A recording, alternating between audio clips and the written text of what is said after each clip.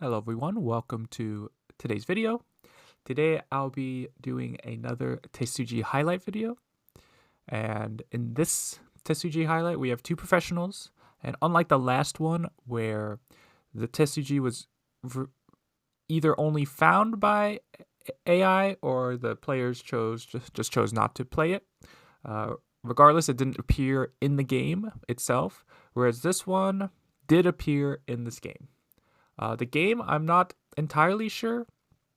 It was definitely some Chinese tournament, but the specific tournament, I'm not sure. It had pretty fast time settings though. It had 10-minute main time with 1 30-second overtime, which for tournaments, professional tournaments, is pretty quick. Now, speaking of the last Tesuji Highlight, Black actually appeared in that video too. So Black's getting a getting a spotlight in this series right now. But yeah, in this position, let's take a look.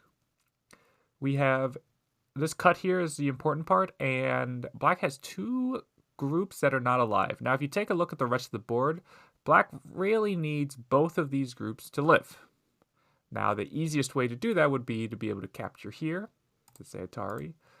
But if we push here, White can obviously connect, and if we clamp, or play the belly of the two stones, White can simply just connect. And we can see White, or we're unable to cut there. At this also looks like a shape point, but it just reverts back to this.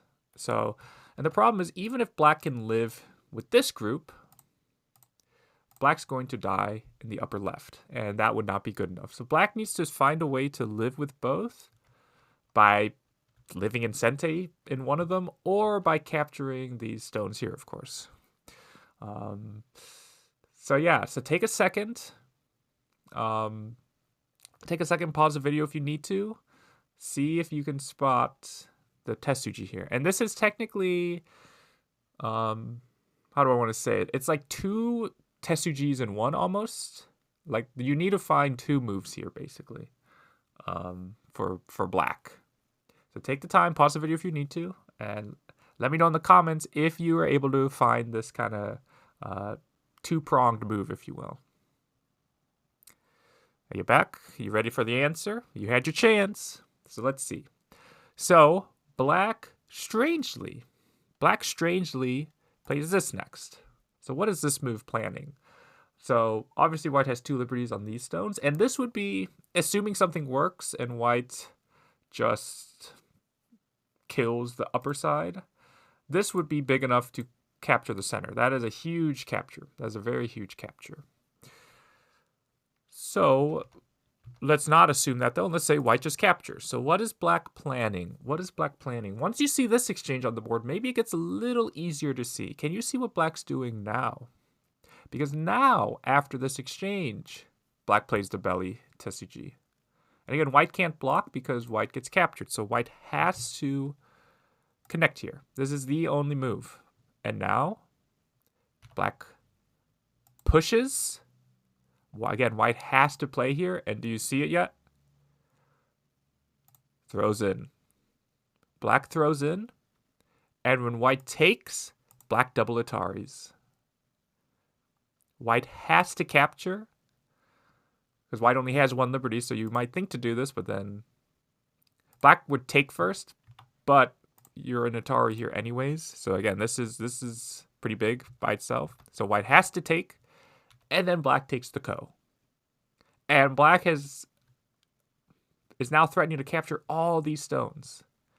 So yeah, that's the kind of sequence you need to see. You need to be able to see the belly Tesuji, and you need to be able to see that this move is a double Atari.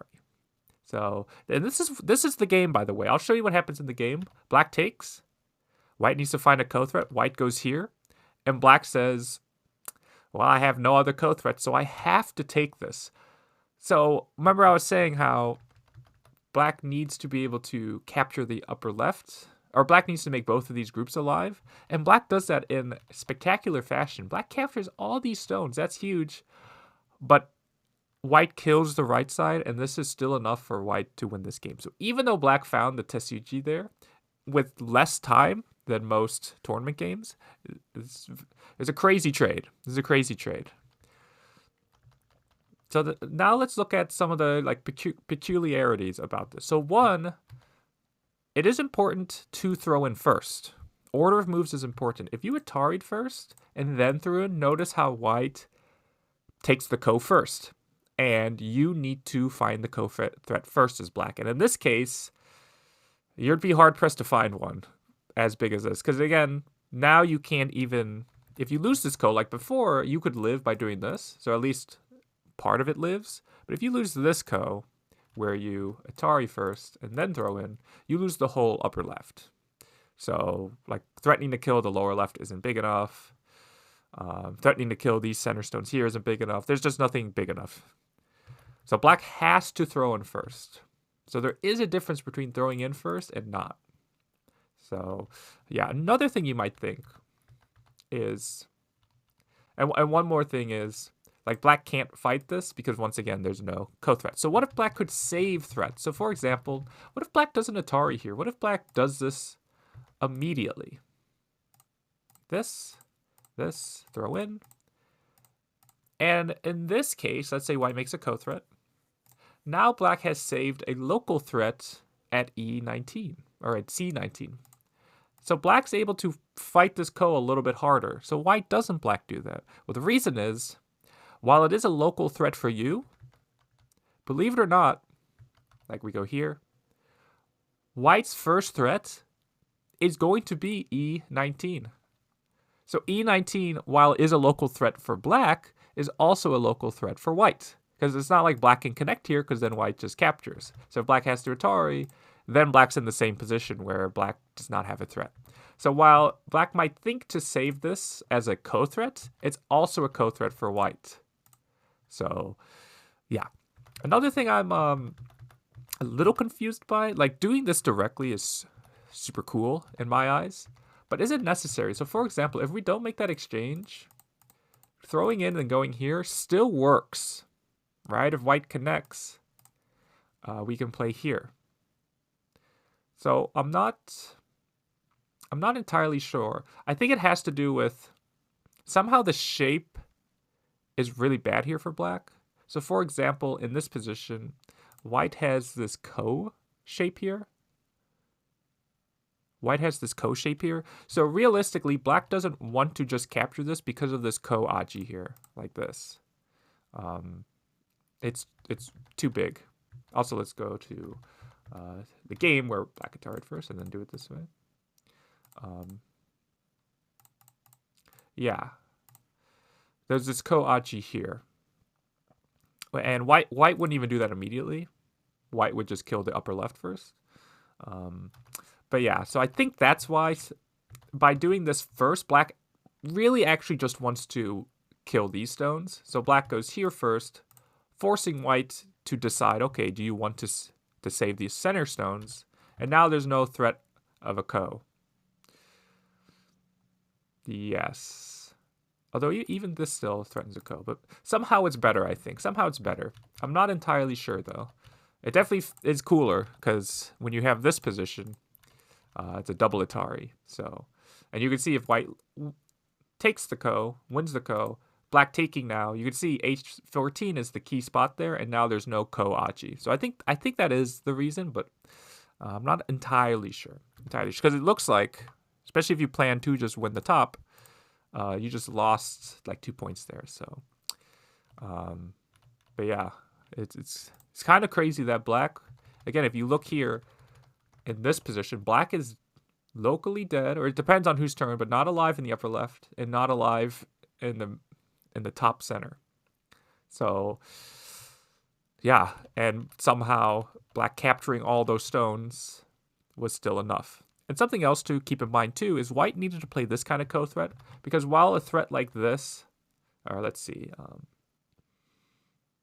a threat like this would be a huge threat normally, but when black wins this ko, the problem is white's not alive in the upper right. And so this would actually be a win for white. Although if white can kill this bottom side, maybe this, now that I'm looking, black's not alive here. So maybe we'll get some crazy trades. But that's specifically why white played this, because it kills the right side, but also you can see connects white here. And now there's no play for black to do against white in the upper right. But yeah, pretty cool kind of combination of threatening double Atari here, and yeah, the belly of the 2 stones as well.